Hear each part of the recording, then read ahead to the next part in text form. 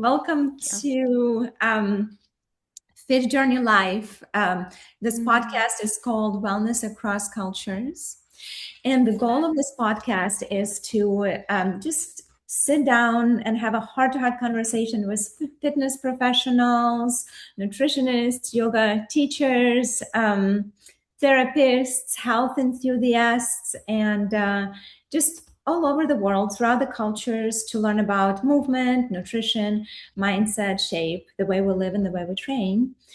And so today I am so excited to welcome my friend Caitlin or Kate Randall.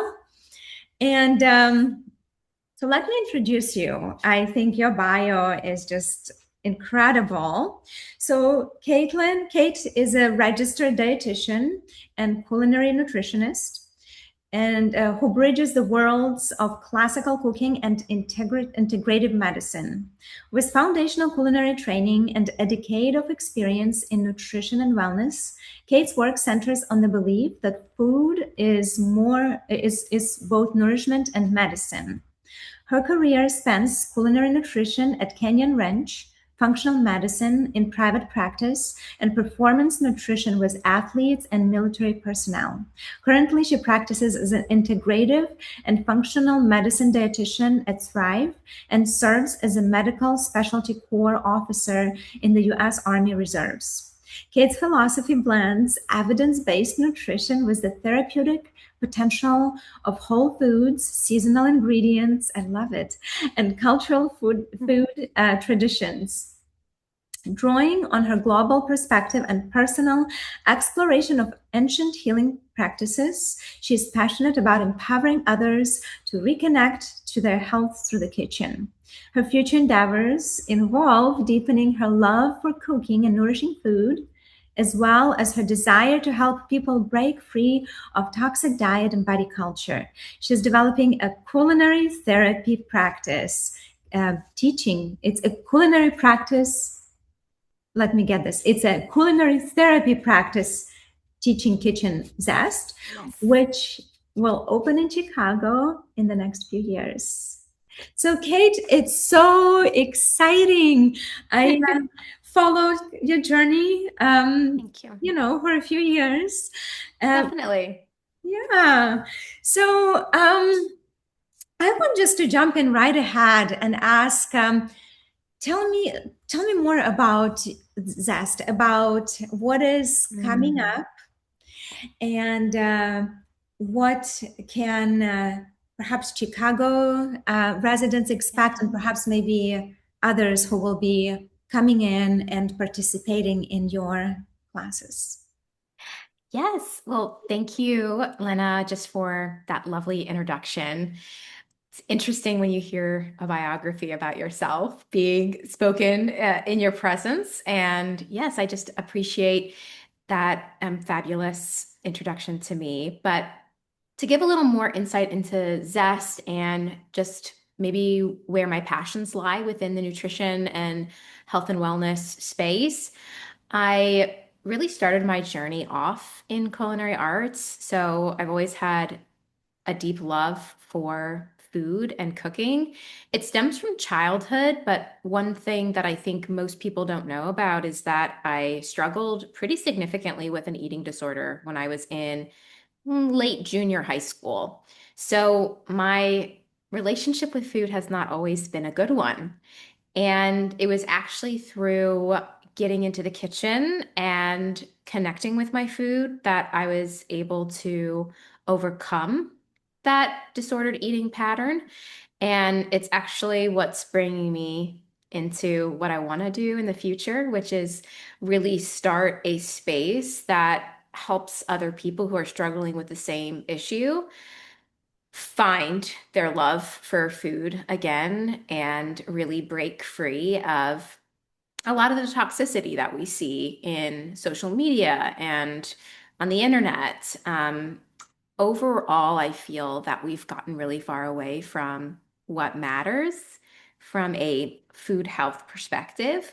And I've noted that a lot in my work as a dietitian that I wanted to be a dietitian because I feel so strongly about not just eating delicious food, but also eating food that's also going to nourish our body. And maybe if we're struggling with certain health issues, how we can use food to therapeutically heal ourselves.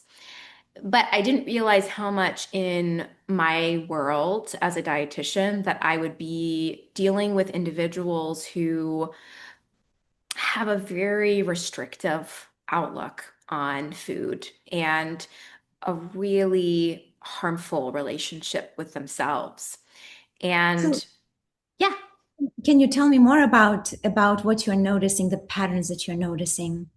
yeah. So a little more about patterns that I'm noticing, I think in general, is that people really see food as a way to control maybe their appearance, specifically their weight, when truly when we look at the role that food plays, of course, there's something we know about as energy balance. You know, we obviously want to be able to maintain a good weight, but people end up having a very messy relationship with food where they feel like it's harmful or Mhm. it's negative to eat and that it's uh, better to try and not eat as much in order to look a certain way when food is should be seen as very healing for us.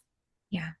Yeah. I actually have a question, and I was Hmm. curious to have your input on it. So, in the past few years, and I think it also stems from the way, well, the psychology. I've heard it from the psychologists as well and counselors when um, sometimes, or well, I've heard people mentioning that there's no good or bad food.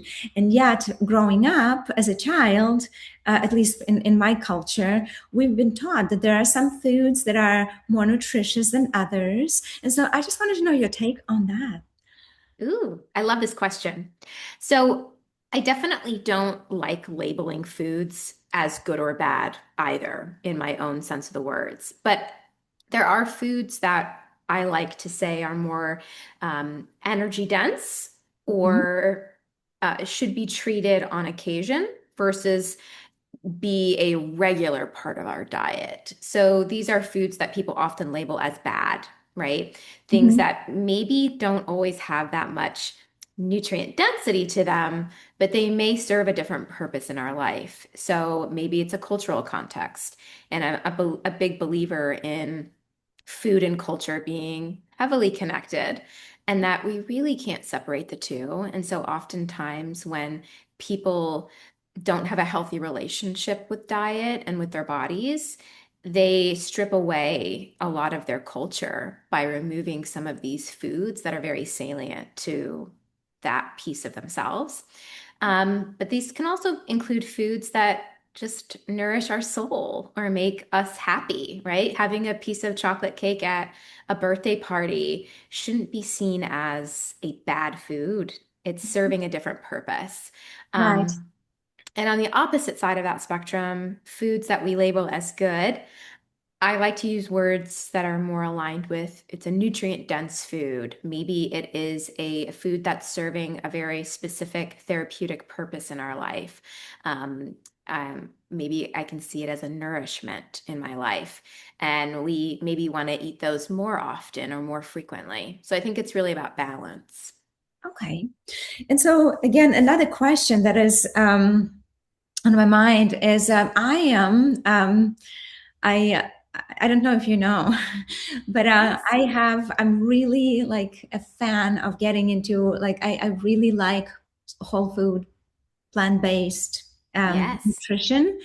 Mhm. Um, and I have been going back and forth to where the times, the reason for me when I started really getting interested in it is because of my grandma, because growing up, I have watched her for a story of she, she getting a cancer diagnosis. And then throughout the years, it kind of progressed.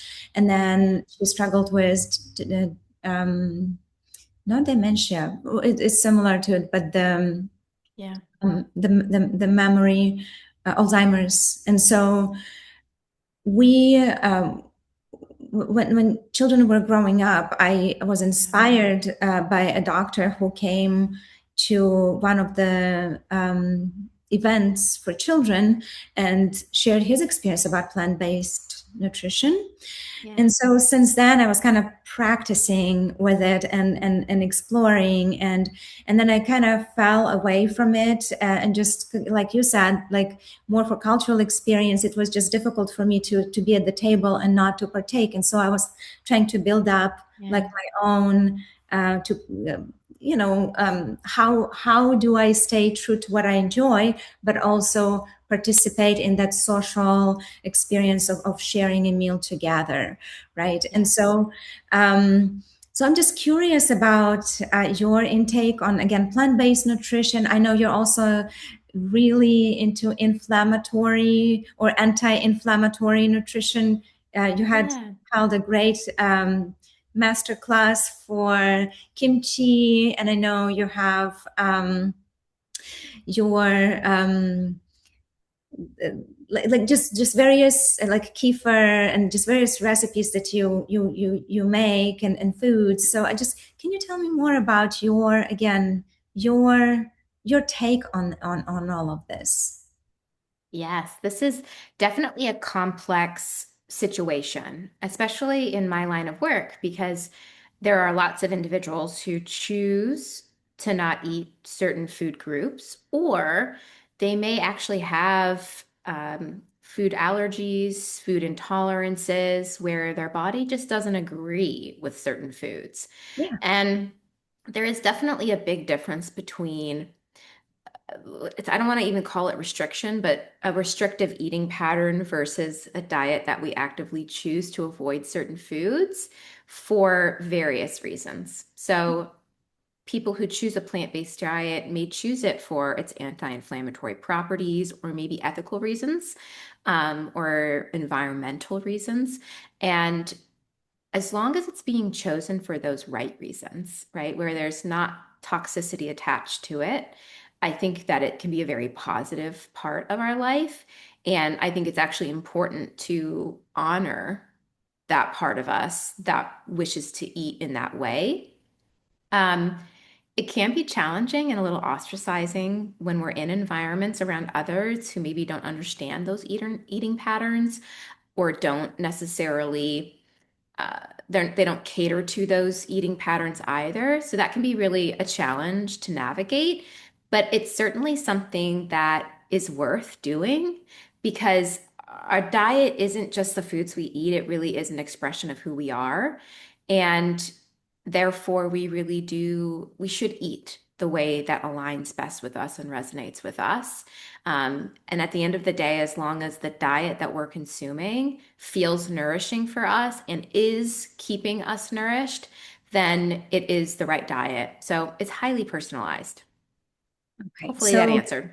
yes, absolutely. Yeah. So when you work with different clients, it's personalized for Oh, them yes. specifically to how they. Okay. Um, do you have any favorite plant-based dishes or something that you've done Mm. that? Let's see. Yeah, I mean, it's hard to choose. I am definitely an omnivore by trade, so I eat everything. However, I do dabble a lot in plant-based eating, and I think that's what's really beautiful also about maybe not always aligning with a specific diet because sometimes I eat my whole week vegan. Other times I don't. And I don't even do it sometimes knowingly, right? You just choose a recipe because it sounds really delicious. And I think it's really about falling in love with flavors and falling in love with these foods that um, can be delicious. And it really, I love doing plant-based foods and recipes because they force creativity. Because you can take a piece of meat and season it very simply and throw it on a grill or in a pan. And it doesn't take a whole lot of work to maybe make it appealing to the Mhm. masses.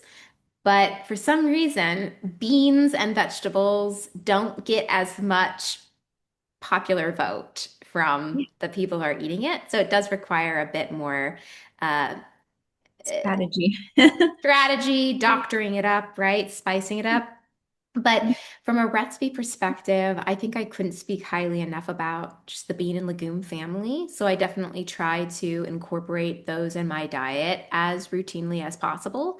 So I love a good lentil curry. I'm actually doing falafel tonight. So, I do try to dabble in that. I'm also a huge advocate for soy. I think that soy is an maybe a misrepresented food group. There's a lot of negative connotations with soy, that it's harmful from a hormonal perspective, when if you actually look at how phytoestrogens work, which those are the compounds that soy is really high in, they're Mhm. actually extremely healing for the endocrine system. Mhm. So I love making tofu several times a week, and that's a regular routine part of my diet and my husband's. So I'd say we definitely eat a plant-based meal at least a couple times a week. Which I think is so exciting to be able to, like you said, just to experiment with different dishes and try new dishes. And, you know, Yeah. um, thank you so much. So, what do you think when you work with clients again? And we have uh, covered it, I think, touched on that in the beginning. But what is the Mhm. biggest mindset issue that you see? If there's anything that you have to add to what you already mentioned, Mm. and I perhaps think, biggest excuse that you hear yes. from. I think one couple things that I'll mention. One big issue I see among people is not appreciating the journey up to the top, only wanting to see the view. So, what I mean by this is people are always impatient to get to the end result. And unfortunately, the journey up to the top takes a long time. And that honestly shouldn't be what we're striving for, because it's the process that is beautiful. So, to give an example, obviously, I get a lot of people in my door who are looking to lose weight or have a different body composition or get healthy in this way. And they often will start doing some of the strategies we discuss, and they're very impatient with results. So they'll have done it for a couple of weeks and they're like, why am I not changing? Like, why am I not seeing these results yet? And the this is the issue when you're chasing the results versus just being present with the experience. Mhm. And I think that if people could start to enjoy working out, enjoy meals that are nutritious, they're less focused on the end result and they're just in the moment experiencing those things and actually enjoying them.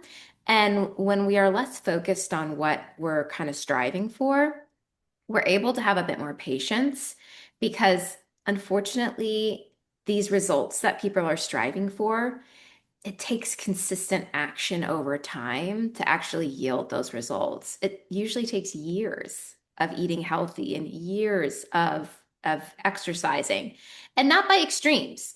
And I think that's another thing that people tend to do often in my space is they want to do things really extreme to get those results, but it's not sustainable. So it's not about eating perfect every single day. It's not about exercising extreme every single day. It's all of the tiny little actions that we do over time that end up yielding these lovely results that we want. This is so beautiful. I think about like coming, like these practices, this journey allows us to be in the moment when we are on this Yeah. journey and incorporate various like um, practices, self-care practices that include also nutrition to help us be in this journey, which includes also self-love, right? Self-talk, Yeah. positive self-talk, positive mindset to reassure us that we are on this journey, that it's not the final destinations, but it's we're here and we're Yeah. practicing. And so talking about all of this kind of holistic experience, you are a yogi, that like I've met you through yoga. So tell Yes. me more about how you came to be. I've heard about your mom, that you've been practicing with your mom. So tell me about your experience with yoga. Yes. So yoga is very near and dear to my heart for many reasons. I came to yoga at a very young age, thanks to my mother. I did a kind of went through a little yoga series with her when I was still in elementary school, so quite young. But we would go a couple times a week, and it was all adults. But because I was on my best behavior, I was allowed to be in class. And it's very powerful to have those early memories with yoga because I can literally close my eyes and remember my first experience in Shavasana, corpse pose. And at such a young age, you don't understand really what it is. But I do remember laying down, and the instructor was guiding us through this Shavasana experience where she was describing our muscles melting into the ground and kind of separating our physical body from the rest of us. And I remember as a kid being like, wow, like I actually feel that happening and being just overwhelmed with the rest in that moment and how relaxed I felt, which I think is so unique for an 8-year-old to experience because it just goes to show you that we all do need some nervous system regulation. Even if we can't describe it, no matter what age we are, we can experience that during yoga, which I think is really powerful. And honestly, ever since practicing yoga with my mom at a young age, it has been the one consistent fitness routine throughout my life. I'm a huge fitness fanatic, so I've tried everything. But the thread that has been with me throughout it all has been yoga. So I'd say it's the exercise practice that I continue to go back to, even if I'm doing things like strength training and other cardiovascular fitness activities. I still do yoga to complement those activities. So it's the first thing I do in the morning. It's often even something I do at night, depending on my time. And if I'm not doing yoga, I'm practicing other uh, parts of yoga. So a lot of times I'll finish my day with meditation or pranayama.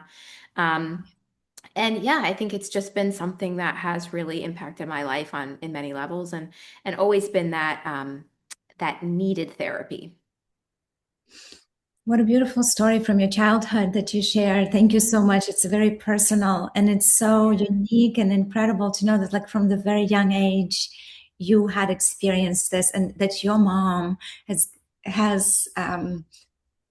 given you this opportunity from that very young age, right? Yeah. Um, and it's really what I like is just hearing how that practice has continued to stay with you in your life, even throughout, um, Yes. especially when you also do other modalities, like fitness modalities, but like coming back to yoga. Um, I think because yoga is so versatile, like you Yeah. can go to hot yoga, the class we've attended together, and then you can also bring it down to where you just need to unwind and really be with yourself and just breathe and Yeah. meditate. So this is what I also share that love for yoga Yeah. with you. Um, I also know that your husband is, you have introduced him to yoga. And that is really cool to see how this experience just keeps going, like keeps moving, and like we spread that love, right? We share it with Yeah. others. I actually had my daughter yesterday mentioning that she was practicing from one of my videos. They were practicing at Oh, school, which warmed my heart so because sweet. something, yes. And so tell me more about your husband's experience and how he came to yoga, and anything that you'd like to share. Love this. Yes. So, of course, I've had this long-standing love for yoga and it's been a part of my life. But um, my husband, being in the military, he is out of the military at this point, but he is definitely the embodiment of your typical military man. Very strong exterior, very masculine, and that can be a very hard stereotype to break and to enter into the yoga space. Being yogis, we know that there are lots of very masculine men who practice yoga, and it's actually incredible to see that amount of fitness in certain routines. But I think in the general public, yoga is still seen as a very female dominated space, and it's a very feminine type of practice. And I love the fact that those stereotypes are starting to be broken a bit more, and we're starting to see a lot more yoga being practiced universally, no matter what the gender is. But with my husband specifically, he knew I did yoga, and I would constantly talk to him about how yoga would be beneficial for him, not just for stress reduction, but for mobility and injury prevention, because he is notoriously injured quite a bit. And I was getting really into my practice. So I would say that my yoga practice has kind of ebbed and flowed. At Mhm. times it takes the complementary route, and at other times it is my primary focus. And it really just depends on what my body and my mind needs. And I was going through a phase where our yoga was really just blossoming in my life. And I was like, you really need to try yoga. Just do it for a couple of weeks for me.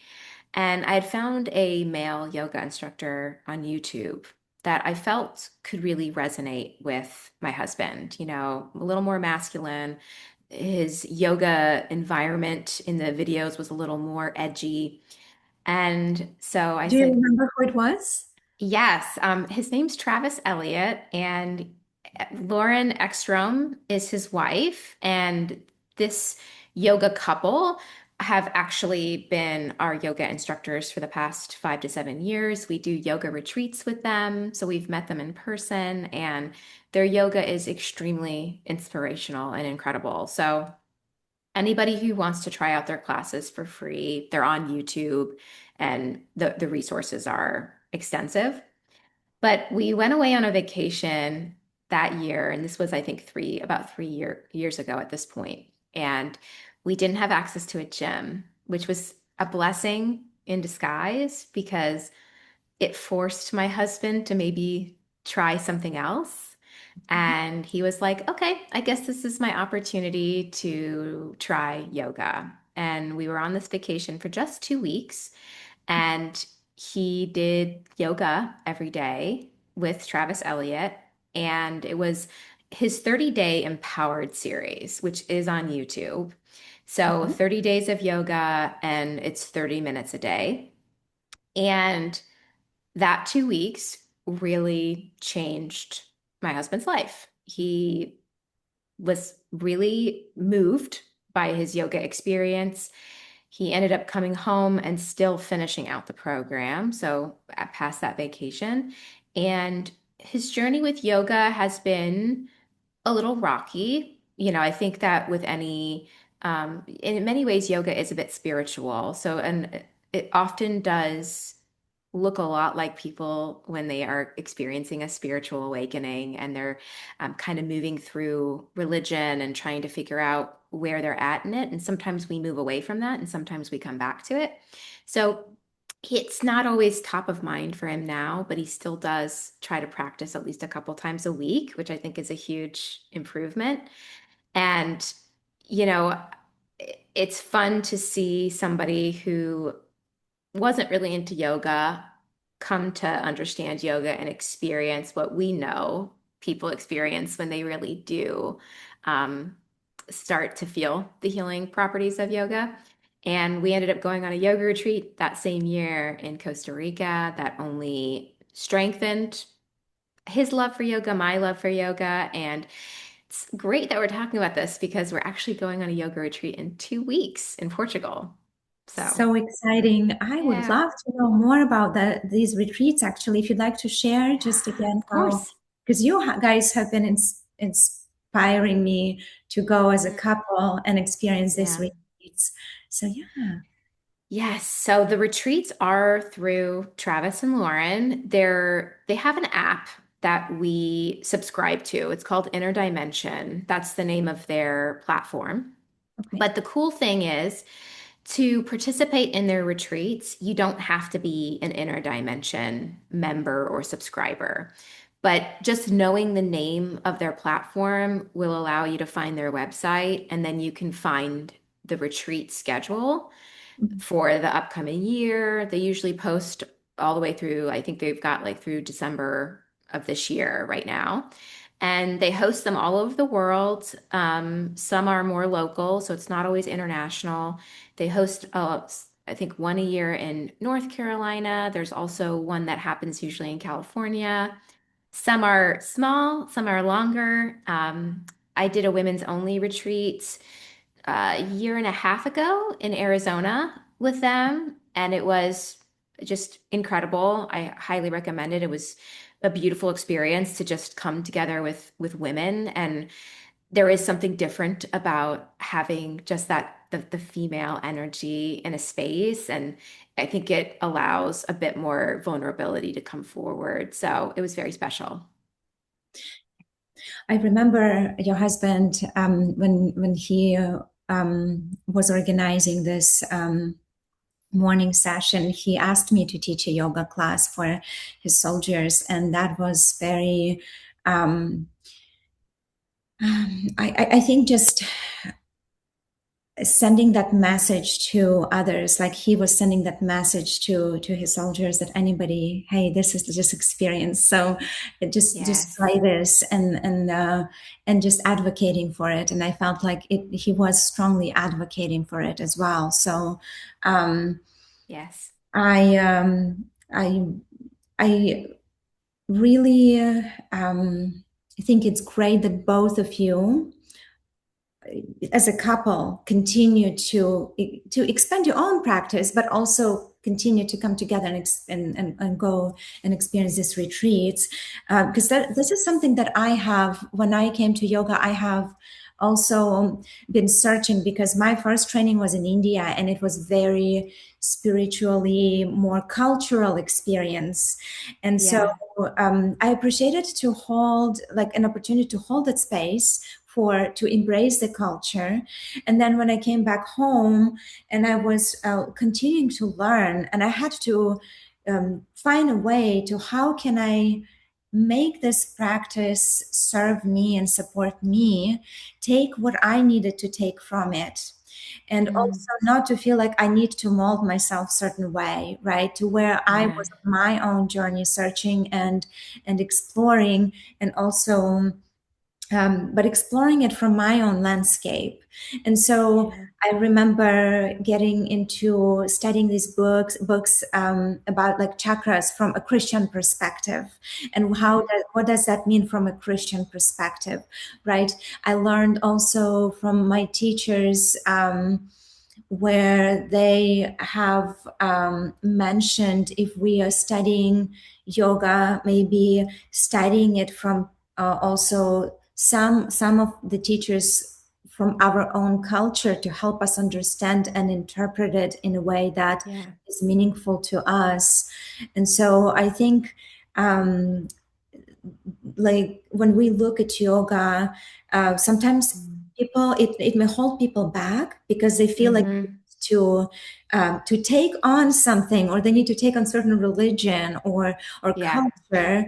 And what I learned, that we um, it's like a complementary practice for us, to just add to what we already have and the way we were raised, but also Yeah. a practice that continues to nourish us in our daily life, right? Yeah.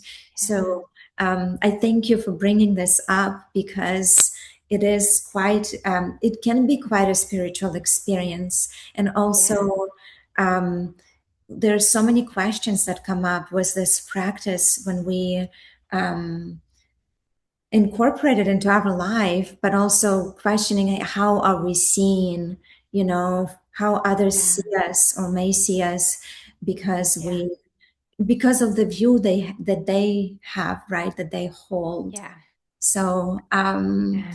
that is very exciting. Thank you for sharing about the retreats, and Yeah. I know that throughout the years you had an opportunity, and we might just need to look into this with my husband. Uh, Definitely. that would be really that is actually something that I think would be quite a great experience for us as a couple as well. Yeah, it's super healing. And so with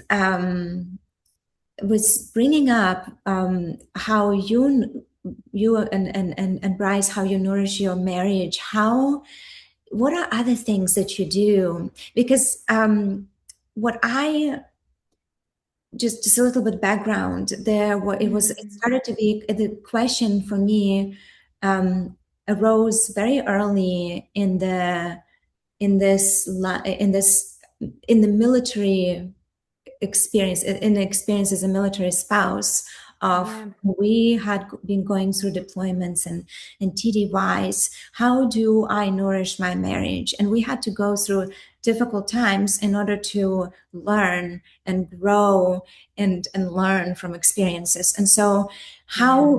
the question I always had is it possible to stay married in the military? Because we from experience of from looking at how people navigate marriages in the military. There's high Yeah. rate of divorce, and so the question I always had is, how do we? Is it possible to stay married? Like, is it because it was a journey for us, right? And then Mhm. how do we nurture our marriage in the military, like as a military family? Um, Yeah. can you give us advice? Yes, I will try my best. It is not an easy uh, it's challenging for sure. And that would be putting it lightly, right? Um, and I think that this could be applied to any relationship that experiences a lot of transitions and change, where it is very tough to continue to connect with your partner when there's so much volatility in your life. So I would say some of the things that my husband and I have done during the military and even after the military, because we're constantly changing and transitioning, even as we've Season. been out of the service. Yes. I think a big one is understanding what nurtures yourself and also what nurtures your partner. So this can look very different from person to person. And I think most people know this as the love languages. It can be that you actually self identify what your love languages are and understand what your partners are. But it also doesn't have to be that black and white. It could be that, you really enjoy relaxing with your spouse and that having that relaxation space with each other is very important to you. Or it could be that, having those deep conversations with your spouse is what makes you feel connected to them. So I think really being able to identify what that is and then also what your partner's is crucial so that you in times when you're not able to maybe fulfill all the needs of your partner, you're at least able to prioritize whatever really makes them feel seen and heard. So for me, if we're going back to love languages, I'm a big quality time person, which is tough in the military because spouses are often deployed or they just aren't as present as we want them to be.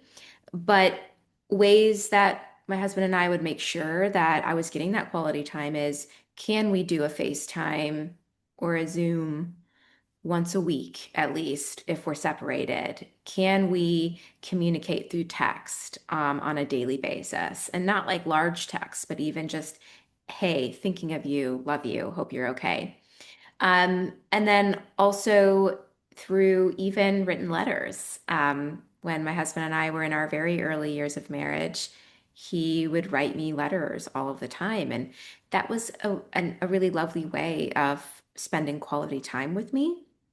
And vice versa, for him, it's really about words of affirmation. So making sure that I'm speaking positive things over him and trying my best to deliver negative things in a more soft and gentle way is really important.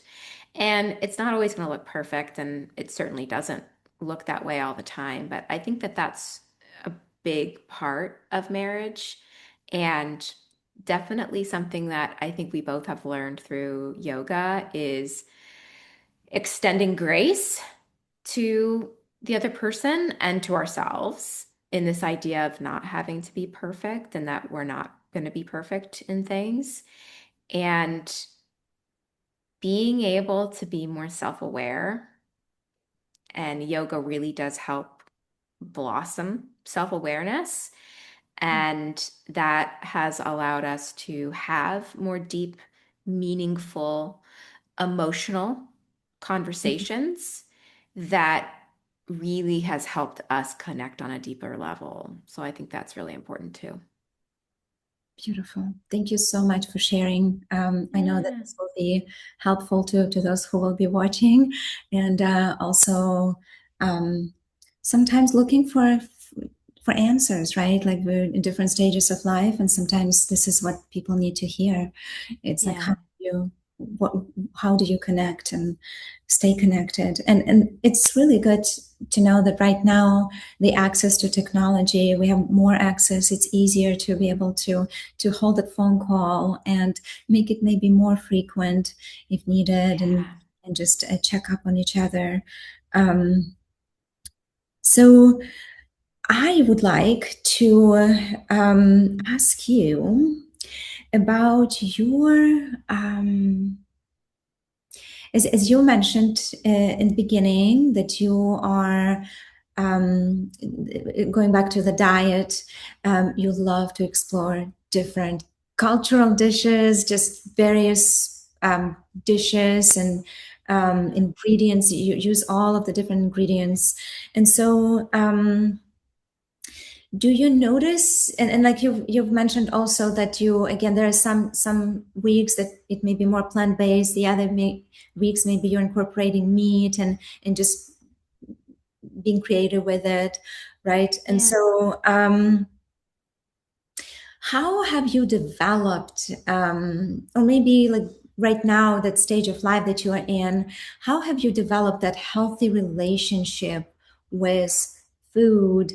Again, given your past, right, Yeah. experience to where you've been on this journey and now you're helping others. So, where are you personally at right now? The great question. I I would say that, you know, anybody who has struggled with disordered eating in their past and or currently struggling with it, and I see it more often than I don't. I think a lot of people are unaware that they have disordered eating tendencies.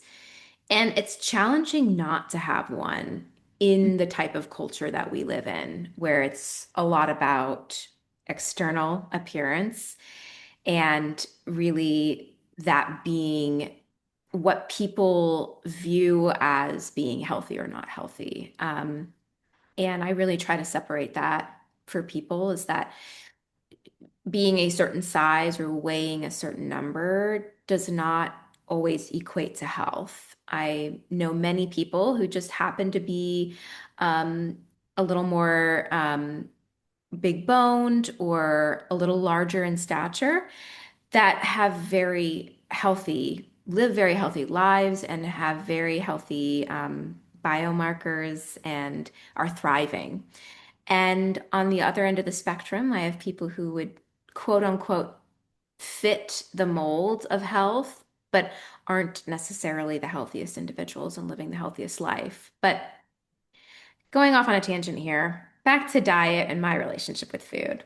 I think that whenever you've struggled with disordered eating, it's something that's always in the back of your mind, as in it's something you always have to be aware of, and making sure that you're not falling into those restrictive tendencies.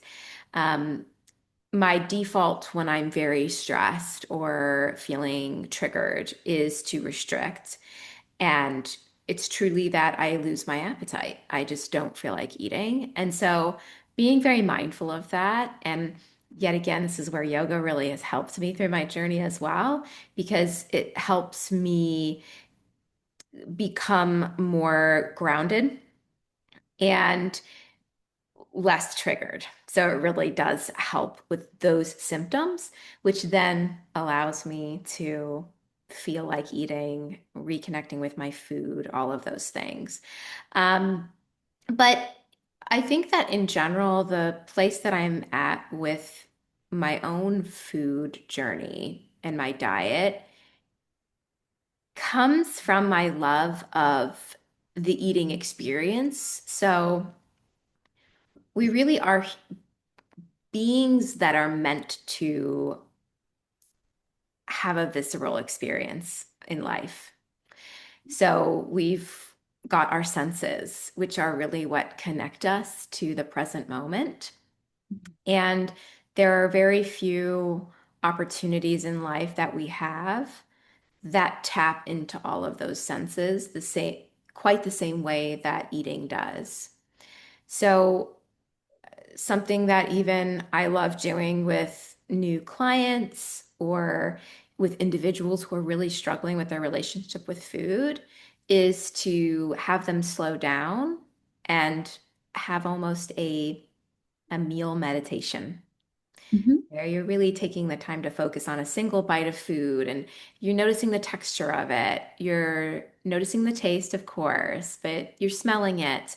And it really does ground you right here and right now. And I do think that that is why I really was able to be pulled out of an eating disorder is it's truly that my love for that experience and my love for flavors and just how much it connects me with the now and also with my roots um, was very healing for me. Thank you.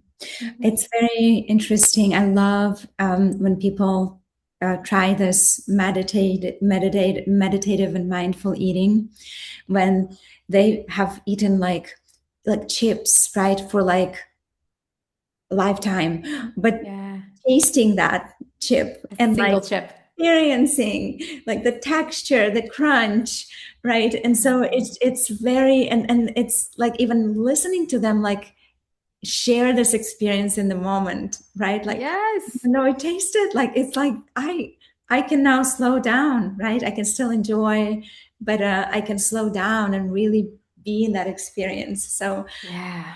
that is beautiful. So mindful, kind of mindful eating, huh? Yes. Um, wow. What is your vision? Can you share a little bit more of what is your vision Yeah. for Best Kitchen? Yeah. So, of course, my love for culinary arts is very apparent, and I love being a dietitian as well. And I was exposed to a new type of medicine. It's literally termed culinary medicine, and it's popping up in some hospital spaces, some dietetic spaces across the country, across the globe, but it's not mainstream medicine by any means. But it's essentially this idea that we may be able to learn about nutrition from a scientific perspective and understand it. But it's another thing to be able to take that nutrition science and apply it to our own lives. So it's really the combination of my two loves. And my concept or my vision for Zest in Chicago is to open up a private practice where I'm able to deliver traditional dietetic counseling focused on helping people overcome these toxic ideologies surrounding food, redefining health for themselves, and then also being able to take them into a kitchen space and teach them how to take what we're learning in the office and apply it to their own lives and actually connect with their food. I do think we learn through many routes, but I Mhm. think we learn the most by doing. Yes. And when I'm telling somebody about the health benefits they can derive from walnuts, just to give an example, they may take in that information and understand that yes, walnuts are a phenomenal source of plant-based omega-3s, and it's going to be very helpful for anti-inflammation. But how do I make walnuts taste good? Or how do I actually use them in the kitchen in a practical, everyday way?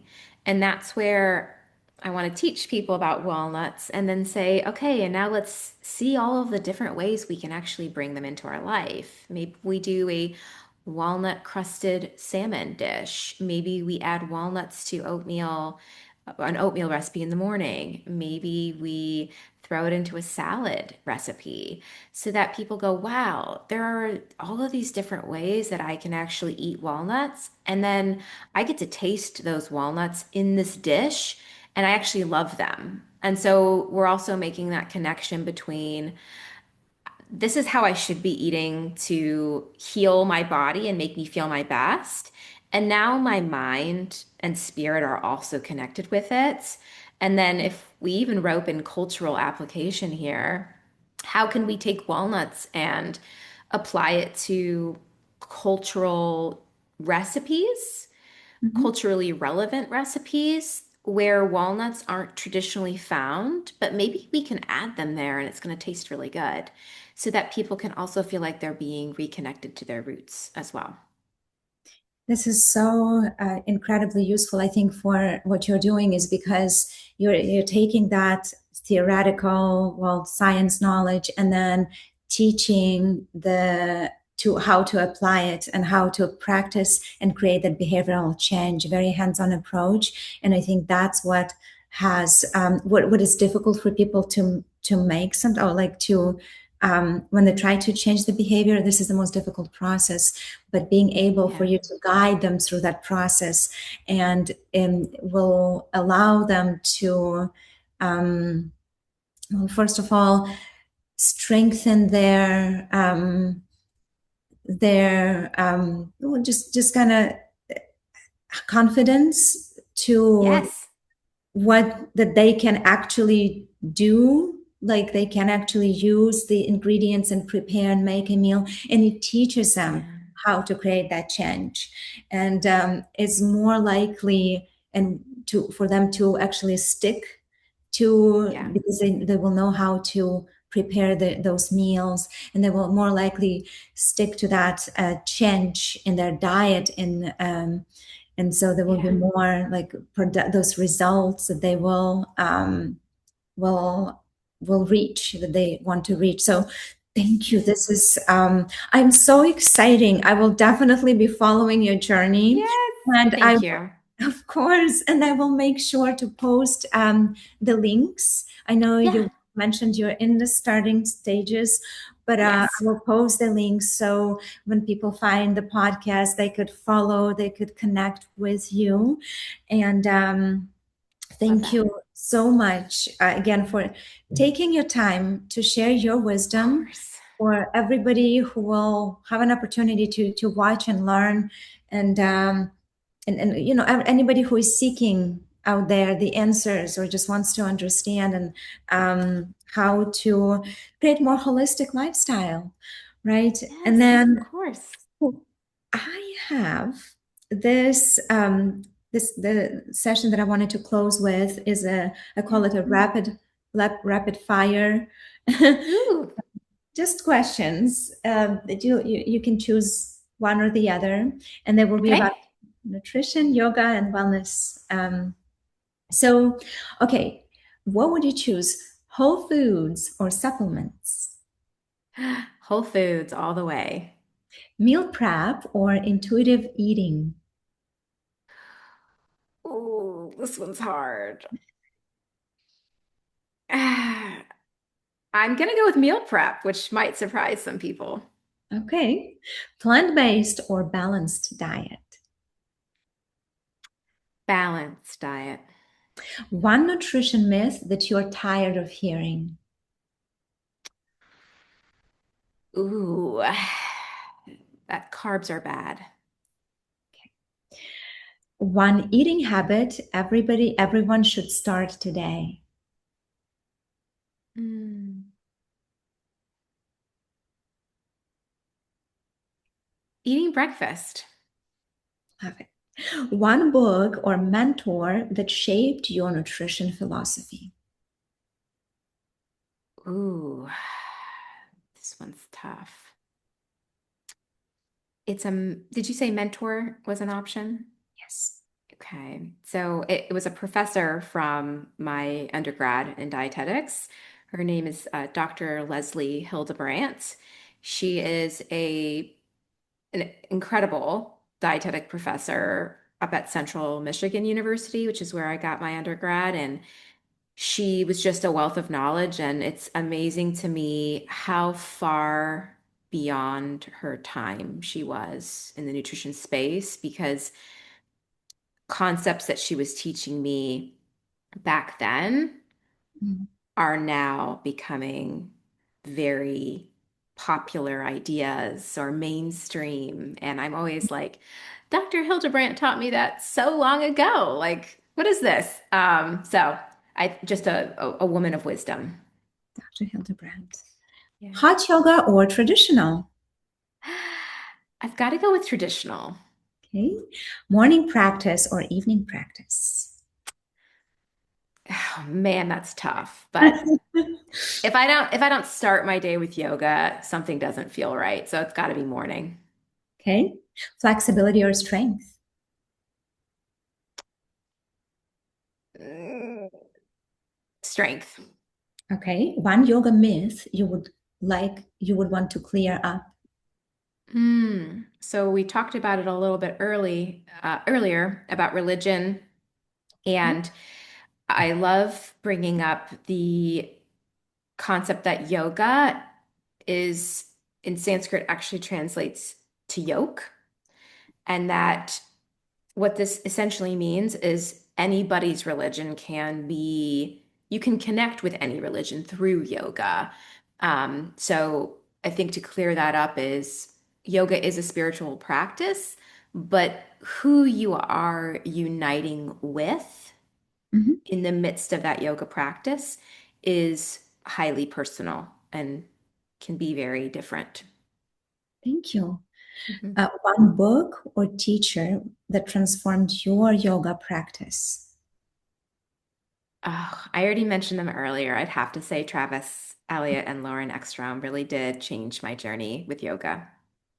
That is exciting to hear. Thank you. And I have a few more. So, meditation or journaling? I love meditation, so I'd have to go that route. Okay. Sleep or hustle culture? Sleep culture, because I think we have too much hustle culture. Yeah. Cold plunge or sauna? Sauna all day. I love sauna. Me One too. wellness trend that's overrated. Ooh. Ooh, one wellness trend that's overrated. Probably I don't want to say it's overrated, but I don't think it holds as much weight as people tend to give it. Intermittent fasting. One small wellness habit that changed your life. And you already probably mentioned, but Yes. This is tough. I mean, I think a wellness habit that is a little more generalized, but I think it's good if it's generalized because it can be applied to many things. Developing healthy routines and rituals in our life. And I'd say that for me, having a really strong beginning of day ritual and end of day ritual, almost to bookend the day, is extremely important for me. And it's wonderful to have that type of structure and dependability in my day so that even if the in between feels really chaotic and just doesn't go the way I want it to go, that I have those different practices and those rhythms in my life that really help once again ground me. Thank you, Caitlin, so much Yes, again for sharing your wisdom, for offering your time. And I truly am so grateful to have I felt like I've connected even more, like on a deeper level, just learning even more about you. mm, You have been an inspiration and your husband as well. Um, and we're really grateful that we know you, that we've met you. Wish yeah. you everything the best. And I wish Ah, you too.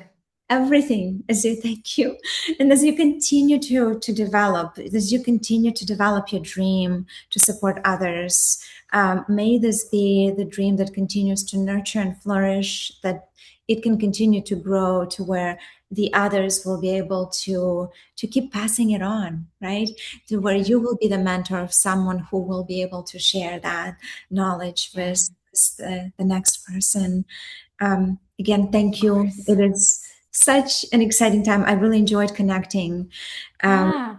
and thank you, friends, for joining us. Again, wherever you are in the world, keep Mhm. moving, keep growing, and continue to honor your journey. Thank you very much. Yes. Till next Thank time. you. Thank Hmm. you. It's been an honor, Lena, truly. And your words, I want to bounce them right back to you and the dreams that you're building. And who knows, maybe there'll be a collaboration in the future. Right. And really, really hope so. I would Same. welcome it with open arms.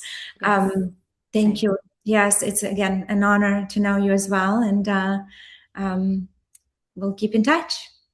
Always. Bye. Thank you. Bye.